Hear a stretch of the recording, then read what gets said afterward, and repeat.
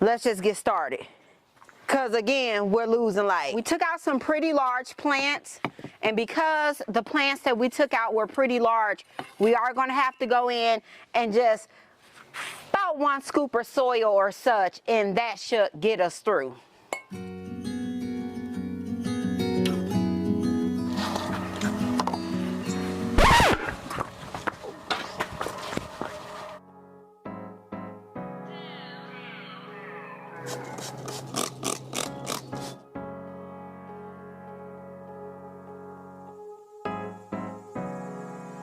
Guys, I think the coast is clear.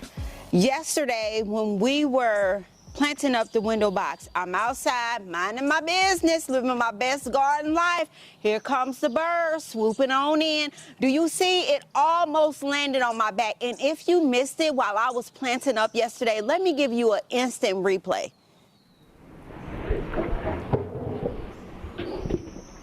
You guys, you cannot make this stuff up. You cannot make it up. Like, this is what I go through in my garden.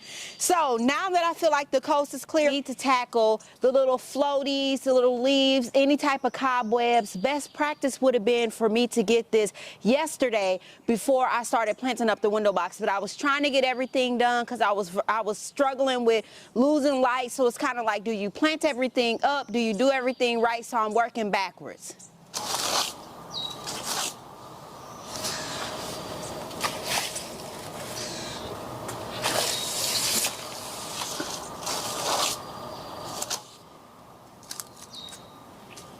We went in and we did a apple blossom geranium, that's soft pink, and then we came in with a purple petunia.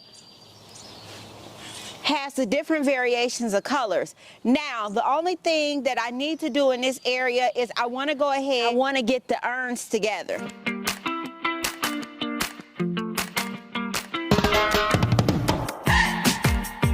For this look, I combined a Supertunia and a Supertunia Vista. Now hold on before you hold on. Let me tell you the look, because we're going to use the characteristics of this plant to get the look that we need. So our Supertunia Vista Silverberry, that's going to drape along the side. Supertunia Bordeaux is going to come along the front. Same thing. So we have the Supertunia Vista Silverberry that is in every single corner. So that is going to give us that dramatic drape feel here. Now we only used one because we only needed one because it is a Supertunia Vista.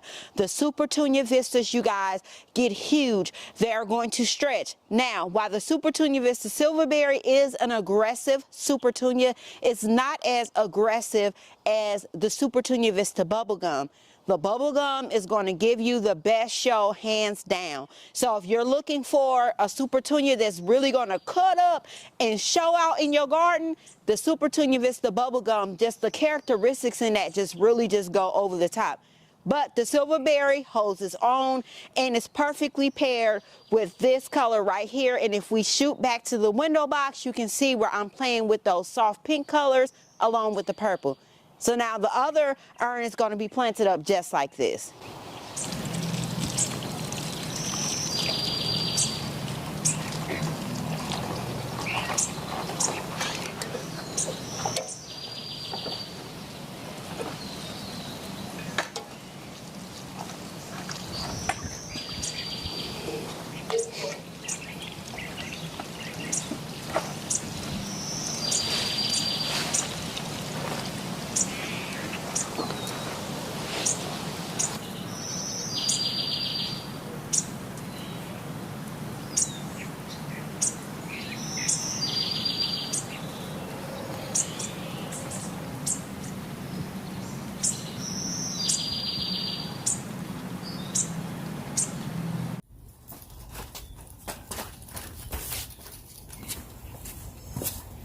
Have these beautiful baskets that I want to get planted up. The baskets are beautiful. You could plant directly into the basket. If you have some antique baskets or even new baskets, you could definitely plant directly into them.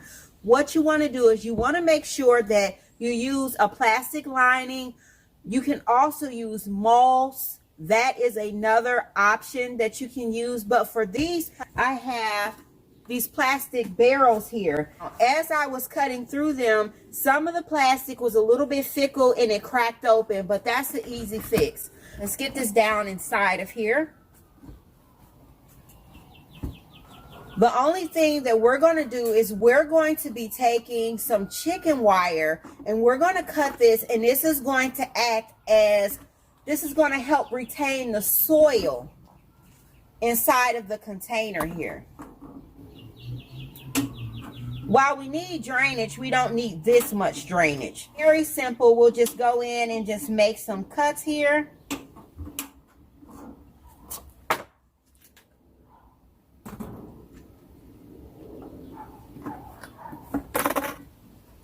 Then from there, we will put our coffee filters on top, and it's like you never even had an issue.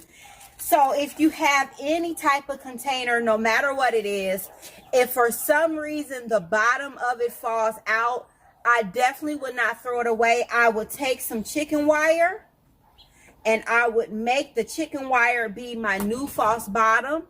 And it just all depends on what type of container it is. But for me, it takes a lot for me to throw a container out, and it's still gonna look good. Trust me, it's going to look good. Now let's get some soil in here. Only other one I have to finish is the larger container here. This big baby right here. So, see how large that hole is right here? Easy fix. This is a large enough piece right here to go right down in the bottom.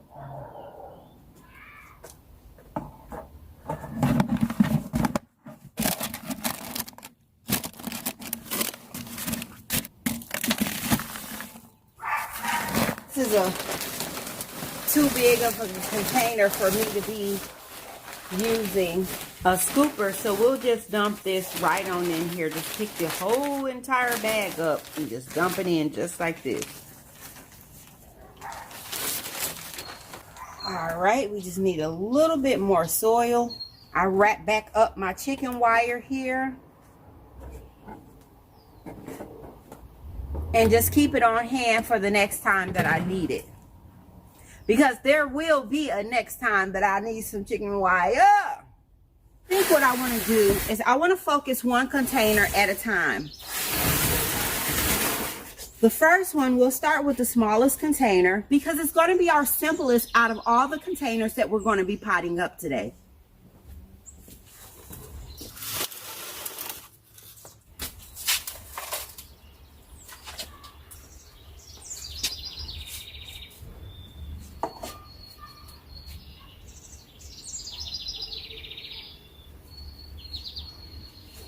You guys have seen just those big, beautiful planters just packed full of geraniums. Very simple look to achieve at home. So if you want to save yourself a little bit of money, this is how you do this. It's really just simple and plain, just a monochromatic planter, and as anybody can achieve it, you guys. Okay, first planter, one and done. You guys, it's so simple, so easy to put together. It looks beautiful. Sometimes the simpleness can really class your containers up when you come in and you take one plant and let that one plant shine. You let that one plant be on the spotlight, or you spotlight one plant. It's certainly going to give you a look, and it's going to say, okay, I like that you were able to practice some restraint in this container. So let's move to the next one.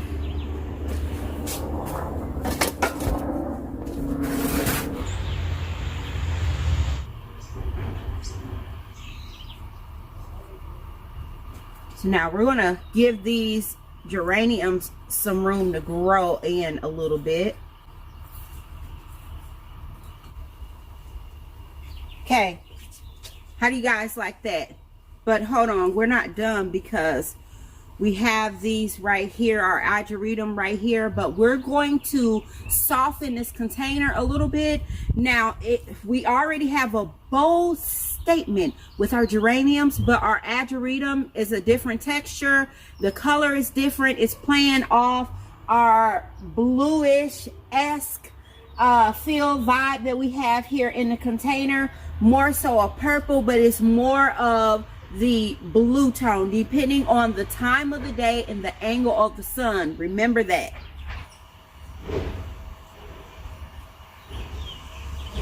Okay, let's turn here.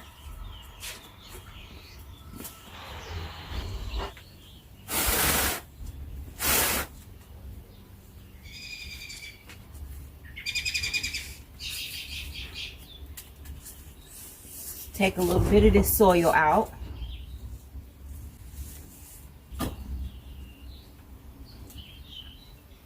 Absolutely amazing. You guys, look at this container. Ooh, hunty, look at that. This is going to get big, it's bold, and it's beautiful, honey, and I just love it. We're going to come in and we're going to dress up the base of this container. Now we have our Supertunia Vista Silverberry to play off of our urns here, our concrete urns, and then we also have our geranium. So now we need to bring back in this purple color, not like the purple that we have here, which brings out more of the blue and the silver tones, but to bring out more of that deep purple color. How's that? We have a verbena. It's going to give us our same beautiful purple color that we have here. Now we're coming in with a Supertunia Vista Silverberry. Going to add another one on the side. So as I move these closer to the window box here, you can see the echo of colors. You can see how everything flows from one situation to the next. We use a Flexus, and then we came in with the apple blossom geranium. We adorned the base of these containers with a Supertunia Vista Silverberry, and then we use a verbena. We have a plain container just of the apple. These containers over here, we use geraniums, we use diamond frost euphorbia, and then we also came in and we used the ageratum. We played off of the colors and the variations of the purple in the window box, and everything looks beautiful. Now we have another set of containers just like these, because I always do everything in pairs, and let's get that set on the table. I have another set of containers just like the first. They have the same detail to it. Whenever I buy containers, no matter if it's concrete, terracotta, plastic, resin, I like to always buy a second set. I never really just buy one. If I buy one, then it's going used for a centerpiece or an accent piece, something to grace a table of that sort. But when I'm buying my containers, I'm looking for where can I get the most interest, the most value out of my containers. So here I have a large one, I have a medium one, and I also have a smaller one as well. And I can configure these however I want. But instead of me stopping at buying just the one set, I also bought a second set, you guys. So we have a large, medium, so we have two sets. So we planted the first one up. Now we need to go ahead and get this set planted up. Where's my remote? Oh, what's up? Hey. Telling you, baby, you better get one of these. I looked online last night and the price is going up. It's going up. The price is going up. We're going to be planting some sweet peas on. You guys, I'm very excited about this because I love sweet peas and the smell is intoxicating. We're just going to pop these in some simple concrete containers because the show is going to be all in the Obelisk and the sweet peas as well. Now, this is old soil here. I'll take out any of the root balls, but as far as going in and replacing this soil is not going to happen. I'm going to work some compost in here.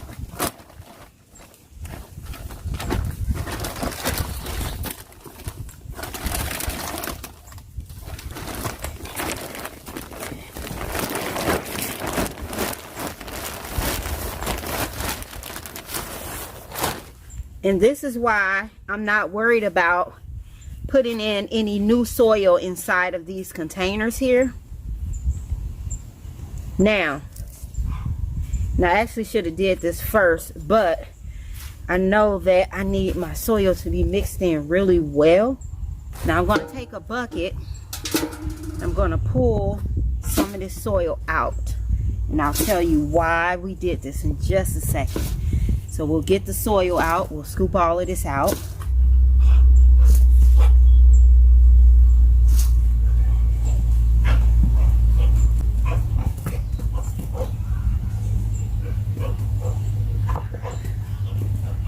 We have our first obelisk.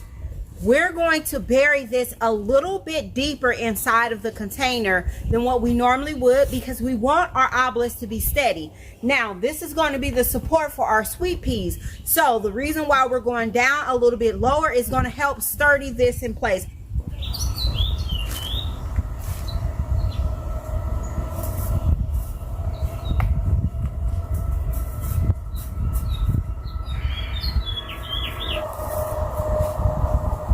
Push this down, and then I can come in just like this, you guys. Put my soil back down in there. I am going to add some more compost.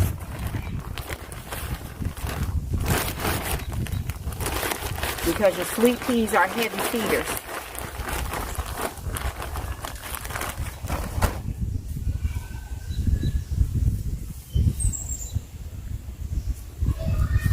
Okay, now I take my bucket and I dump that right back inside of here.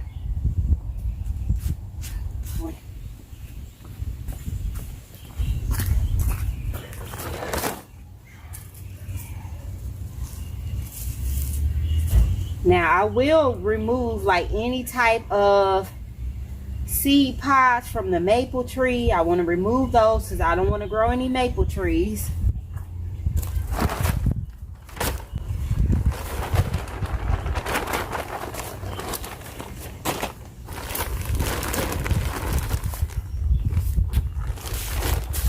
So just like the first one, we're going to mix this mushroom compost in with our soil that we have already in this container.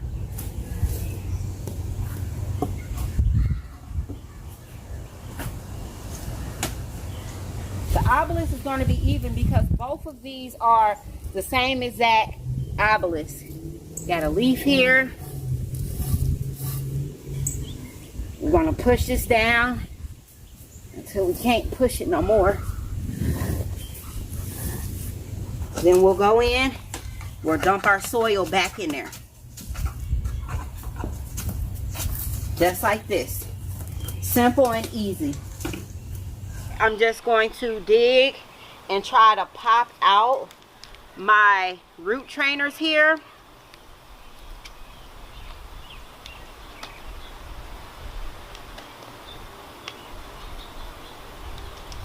So it just opens up like this. And these three right here can by squirrels. So this was the only one that was left. And you just slide it out. In my case, I have to slide it. And I'm trying to make sure I don't disturb the root. So I just hold the root just like that in my hand, and then I pop it down inside of the container.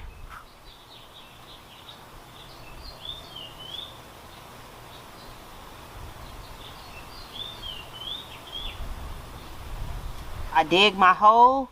It has to be deep because we got the root trainer. Pop it down in there and I cover it up.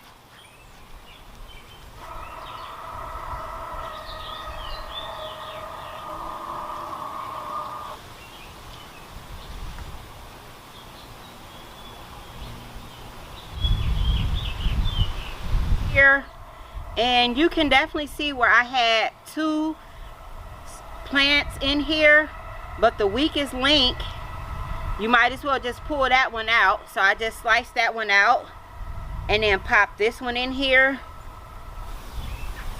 let's go ahead and get the pots and the plants on the table.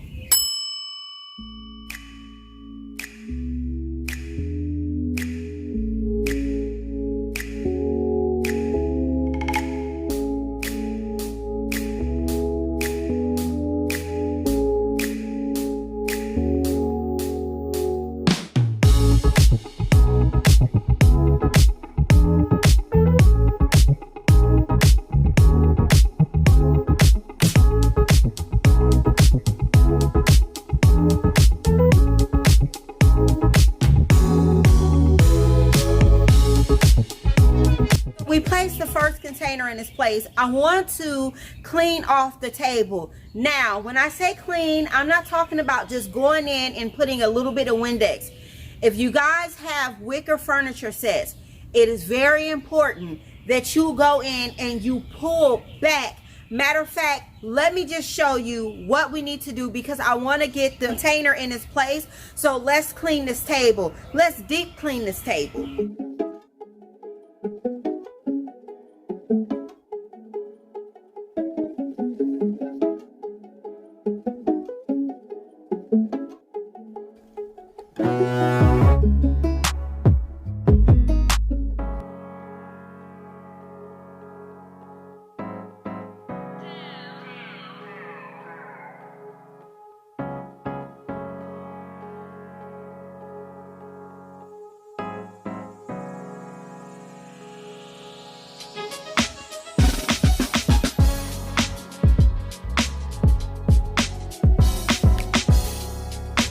Should be absolutely 100% ashamed of myself. Hey, honey, I am one that I like to keep it real. And my patio is slipping when it comes to the department of weeds. It's no point in putting all of these beautiful containers on the patio and then just putting some lipstick on top of it, you know, just basically putting the furniture on top of the weeds. So we are going to have to go in and do some back-breaking work because I want to do that before I put my plants in its place. I want to start out by just working, pulling the weeds up over here in this section. The other section is fine, but this section over here needs some work. Let me show you guys what I'm talking about. And remember, don't get cute in them comments now.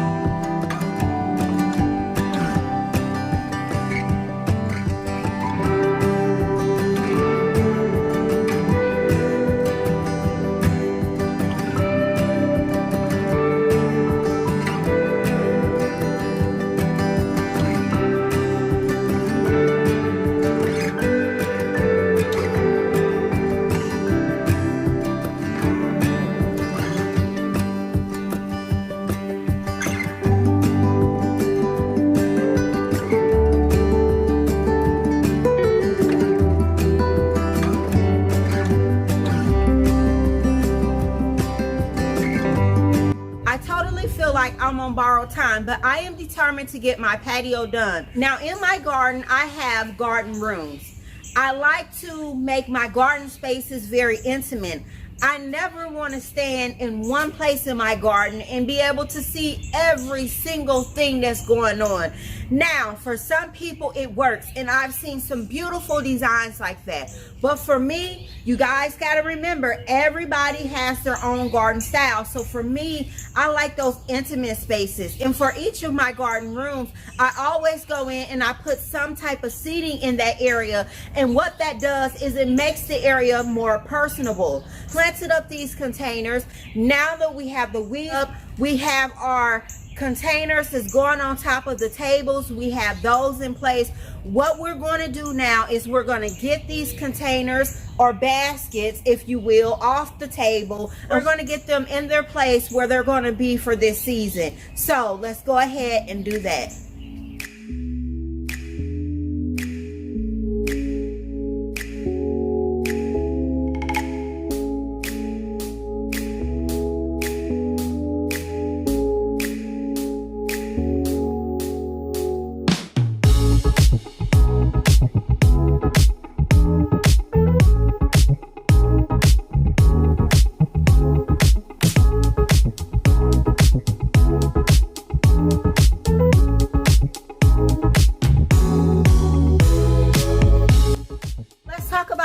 That we use in these containers.